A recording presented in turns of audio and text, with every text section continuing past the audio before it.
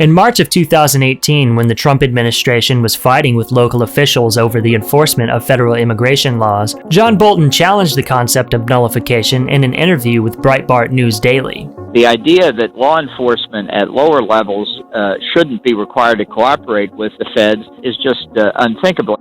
That was also proposed by South Carolina Senator John C. Calhoun before the Civil War. That's right. To say that South Carolina and other slave states would not enforce federal law regarding slavery. People will use that line if they just don't like the policy. And of course, some people will just fall in line and say, well, that's evil and racist. But the bottom line is nullification as a tool. Banning participation in federal enforcement was actually a tool of the anti-slavery abolitionist North. And when South Carolina seceded, and same with Georgia and Mississippi, and I think Texas as well, they issued a document to explain their rationale, and they specifically cited Northern nullification of the Federal Fugitive Slave Act. Okay guys, welcome back. Today we're going to talk about slavery and westward expansion. When the nation gained territory from the war with Mexico, the controversy of slavery intensified. Would these new states be slave or free?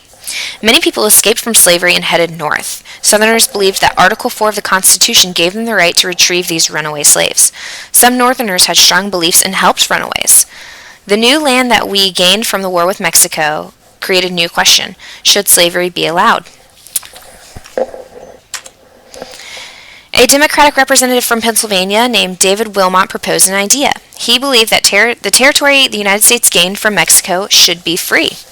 Wilmot's proposal outraged Southerners. They believe any anti-slavery decision would threaten slavery elsewhere.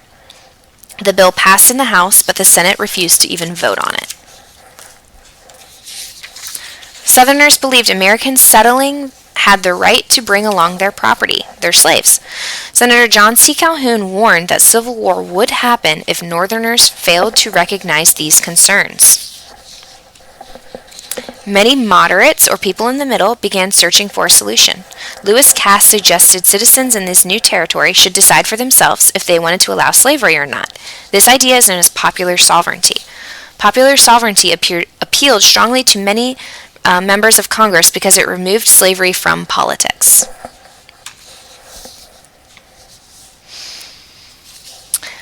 Within a year of President Zachary Taylor's inauguration, the issue of slavery took center stage. The discovery of gold in California caused the territory to apply for statehood.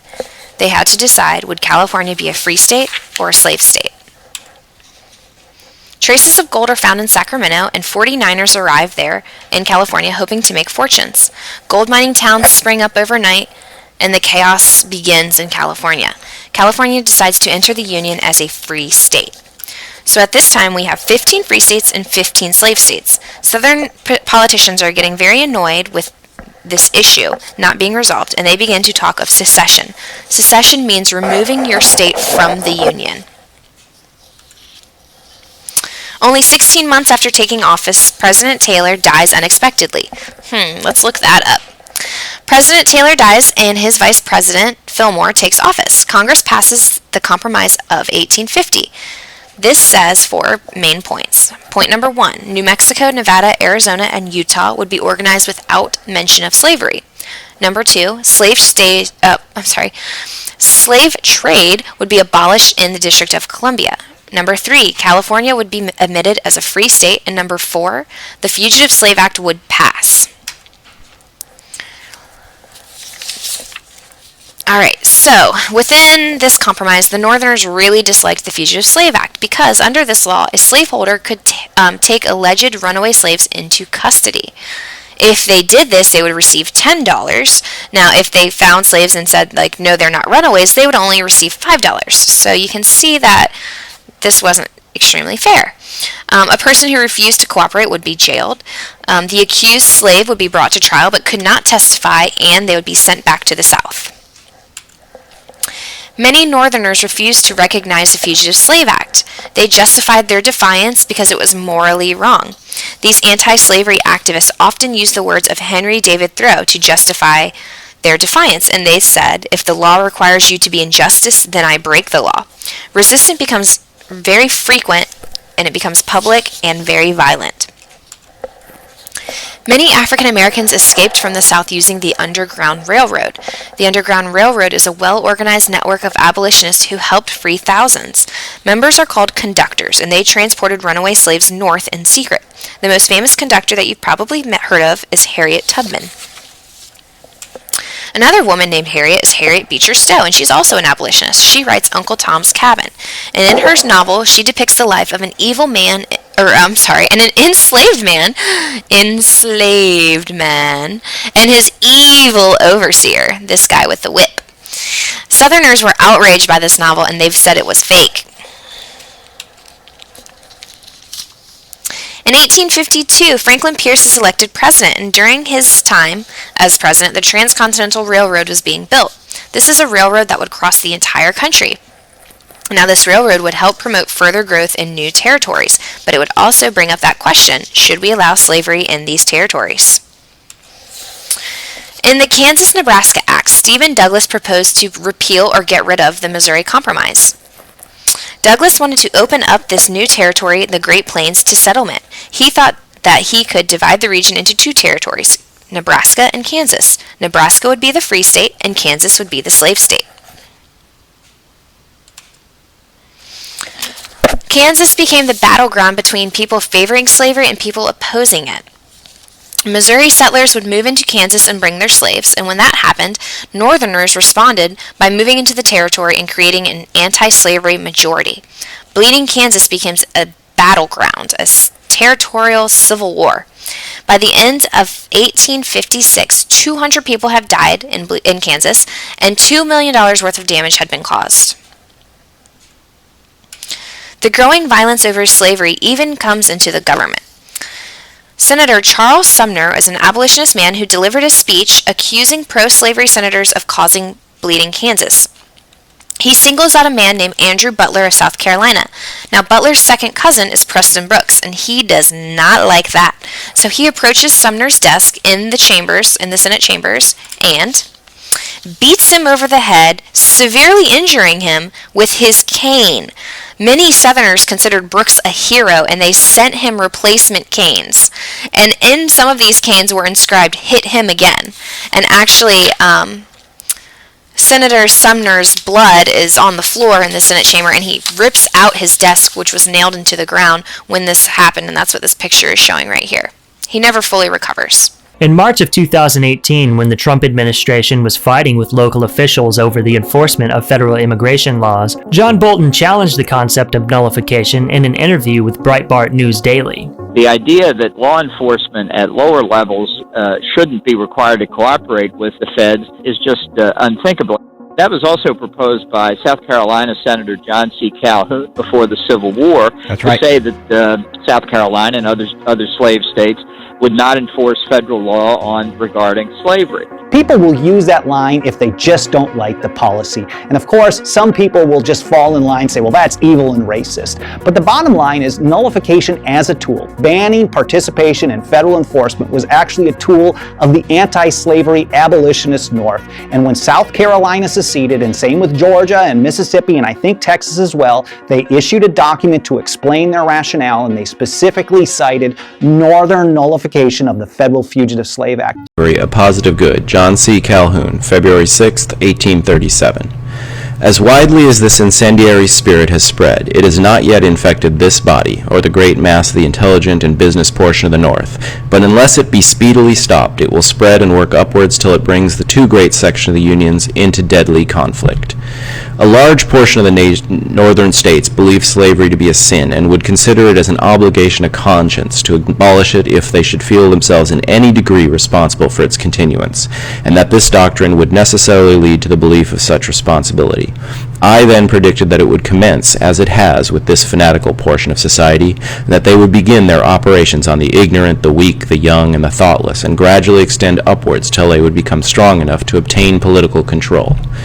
They who imagine that the spirit now abroad in the North will die away of itself without a shock or convulsion have formed a very inadequate conception of its real character. It will continue to rise and spread unless prompt and efficient measures to stay its progress be adopted. Already it has taken possession of the pulpit, of the schools, and to a considerable extent of the press, those great instruments by which the mind of the rising generation will be formed. However sound the great body of non-slaveholding states are at present, in the course of a few years they will be succeeded by those who will have been taught to hate the people and institutions of nearly one half of this Union, with a hatred more deadly than the one hostile nation ever entertained towards another. It is easy to see the end.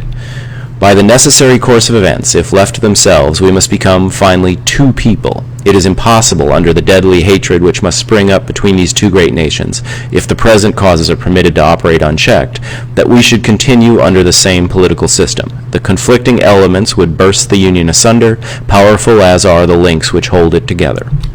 Abolition and the Union cannot coexist. As a friend of the Union, I openly proclaim it, and the sooner it is known the better. The former may now be controlled, but in a short time it will be beyond the power of man to arrest the course of events. We of the South will not, cannot, surrender our institutions. To maintain the existing relations between the two races inhabiting that section of the Union is indispensable to the peace and happiness of both. It cannot be subverted without drenching the country in blood and extirpating one or the other of the races. Be it good or bad, slavery has grown up with our society and institutions, and is so interwoven with them that to destroy it would be to destroy us as a people. But let me not be understood as admitting, even by implication, that the existing relations between the two races in the slaveholding states is an evil. Far otherwise, I hold it to be a good, as it has thus far proved itself to be both, and will continue to prove so if not disturbed by the fell spirit of abolition. I appeal to facts. Never before has the black race of Central Africa, from the dawn of history to the present day, attained a condition so civilized and so improved, not only physically, but morally and intellectually. In the meantime, the white or European race has not degenerated. It has kept pace with its brethren in other sections of the Union where slavery does not exist. It is odious to make comparison, but I appeal to all sides whether the South is not equal in virtue, intelligence, patriotism, courage, disinterestedness, and all the high qualities which adorn our nature. But I take higher ground. I hold that the present state of civilization, where the two races of different origin and distinguished by color and other physical differences, as well as intellectual, are brought together, the relation now existing in the slaveholding states between the two is, instead of an evil, a good, a positive good. I feel myself called upon to speak freely upon the subject where the honor and interests of those I represent are involved. I hold, then, that there never has yet existed a wealthy and civilized society in which one portion of the community did not, in point of fact, live on the labor of the other. Broad and general as this assertion is, it is fully borne out by history. This is not the proper occasion, but, if it were, it would not be difficult to trace the various devices by which the wealth of all civilized communities has been so unequally divided, and to show by what means so small a share has been allotted to those by whose labor it was produced, and so large a share given to the non-producing classes. The devices are almost innumerable, from the brute force and gross superstition of ancient time to the subtle and artful fiscal contrivances of the modern. I might well challenge a comparison between them and the more direct, simple, and patriarchal mode by which the labor of the African race is, among us, commanded by the European. I may say with truth that in few countries so much is left to the share of the laborer, and so little extracted from him, or where there is more kind attention paid to him in sickness or infirmities of age. Compare his condition with the tenants of the poorhouses in the more civilized portions of Europe. Look at the sick and the old and infirm slave on one hand, in the midst of his family and friends, under the kind superintending care of his master and mistress, and compare it with the forlorn and wretched conditions of the pauper in the poorhouse. But I will not dwell on this aspect of the question. I turn to the political, and here I fearlessly assert that the existing relation between the two races in the South, against which these blind fanatics are waging war, forms the most solid and durable foundation on which to rear free and stable political institutions. It is useless to disguise the fact. There is and always has been an advanced stage of wealth and civilization, a conflict between labor and capital. The conditions of society in the South exempts us from the disorders and dangers resulting from this conflict, and which explains why that there is so much more stable a political condition in the slaveholding states and quiet in the slaveholding states than that of the North. Surrounded as the slaveholding states are with such imminent perils, I rejoice to think that our means of defense are ample, if we shall prove to have the intelligence and spirit to see and apply them before it is too late. All we want is concert, to lay aside all party differences and unite with zeal and energy in repelling approaching dangers. Let there be a concert of action, and we shall find ample means of security without resorting to secession or disunion. I speak with full knowledge and a thorough examination of the subject, and for one see my way clearly. I dare not hope that anything I can say will arouse the South to a due sense of danger. I fear that it is beyond the power of mortal voice to awaken it in time from the fatal security into which it has fallen. Thank you. In March of 2018, when the Trump administration was fighting with local officials over the enforcement of federal immigration laws, John Bolton challenged the concept of nullification in an interview with Breitbart News Daily. The idea that law enforcement at lower levels shouldn't be required to cooperate with the feds is just unthinkable.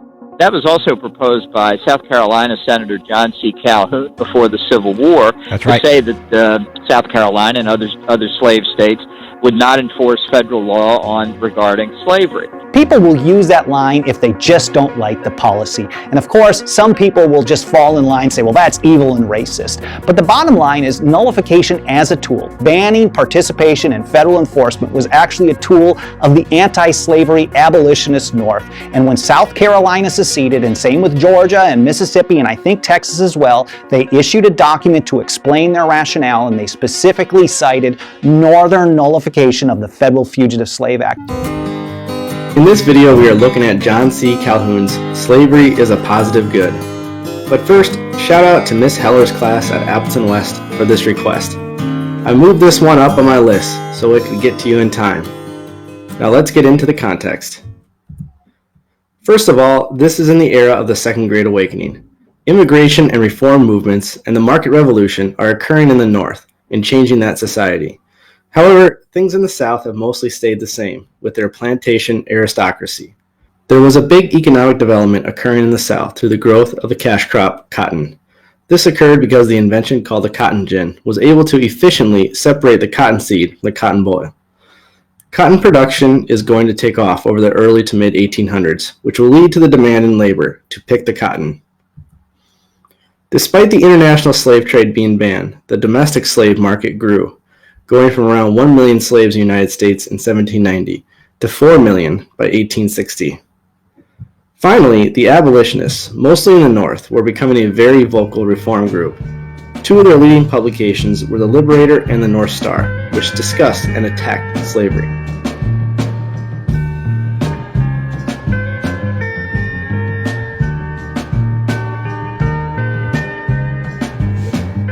Turning now to the primary source, slavery is a positive good. The source attempts to change the perception of slavery from a necessary evil or peculiar institution to a positive good, in a deep and cherished part of Southern society. Calhoun argues that the South cannot concede or compromise any ground to the abolitionists because doing so would lead to a slippery slope and the destruction of the Southern way of life. To get to Calhoun's other main points, I am just going to quote from him because I do not want to put some of these main points into my own words. Quote, abolition and the Union cannot coexist. And, quote, never before has the black race of Central Africa, from the dawn of history to the present day, attained a condition so civilized and so improved, not only physically, but morally and intellectually. Calhoun is trying to shore up his support in the South and also appeal to Northerners who do not want division over slavery. It is a misnomer to think that the entire North is against slavery. Calhoun's purpose is to push against abolitionism, any compromises on slavery, and make the argument that slavery is a positive good. Calhoun's point of view is that of a Southern slave-owning aristocrat, aiming to protect and preserve the South's economy and social structure. Calhoun's ideas would have been mainstream amongst the white population in the South, and with a significant amount of the North. Northern abolitionists and those who want to change and advance the country through industrialization and the spread of free labor would have vehemently disagreed. It is important to note that there are both moral and economic arguments against slavery. And now on to the legacy of Calhoun's positive good. This source, or any source, arguing for slavery does not age well. You will most likely see this source just in this time period, centered around the growth of the cotton economy in the South, increasing influence of abolitionists in the North, and the ardent defense Southern politicians will put up when slavery is attacked. In March of 2018, when the Trump administration was fighting with local officials over the enforcement of federal immigration laws, John Bolton challenged the concept of nullification in an interview with Breitbart News Daily. The idea that law enforcement at lower levels shouldn't be required to cooperate with the feds is just unthinkable. That was also proposed by South Carolina Senator John C. Calhoun before the Civil War. That's right. To say that South Carolina and other slave states would not enforce federal law regarding slavery. People will use that line if they just don't like the policy. And of course, some people will just fall in line and say, well, that's evil and racist. But the bottom line is nullification as a tool. Banning participation in federal enforcement was actually a tool of the anti-slavery abolitionist North. And when South Carolina seceded, and same with Georgia and Mississippi, and I think Texas as well, they issued a document to explain their rationale, and they specifically cited Northern nullification of the Federal Fugitive Slave Act.